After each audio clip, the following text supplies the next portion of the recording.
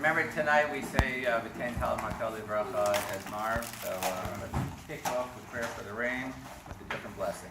So there's a whole undercurrent in the Torah on the psychological level, and they give you hints to it by anomalies in the text.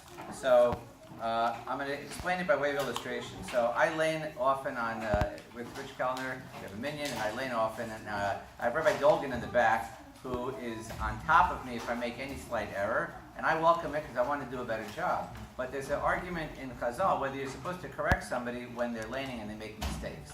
And the argument one says, well, we want to have the best laning possible because you have to have a high standard. But on the other side, you don't want to embarrass somebody who's laning.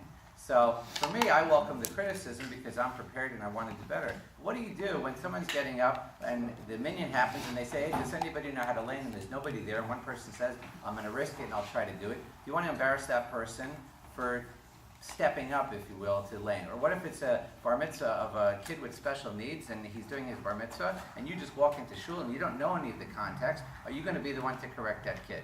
So the idea is that there's context and perspective that you have to embrace before you make a decision and act on things. So what happens is, I want to talk about context and perspective. So when last week or yesterday, when Rebecca tells Jacob, you're going to run away, the term that's used in the Torah, it says, you're going to go to Lavan for Yamim Achadim, which is just a curious phrase because it's not necessary. Just go there, and you'll come back when his anger subsides. So there's this first text reference, Yamim Achadim. Then again, by Jacob himself, when he gets switched with the sisters, it says, work for me another 7 years and you'll get Rachel. And it says again that same phrase, that he worked another 7 years, and it was Kayamim Achadim. It was like as if it was just a day.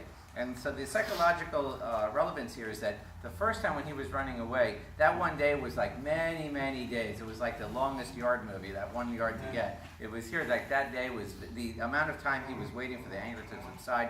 The fear and anxiety could have been forever, versus the 7 years that he worked for Rachel, which is just like a day. So I think the blessing and message for us is that we should be blessed to have those moments that the days go by really fast when we want them to, and when you're with your family, for example, the days should go by really slowly. So thank you and have a great week, and hopefully the rain will come. Yamim Achadim.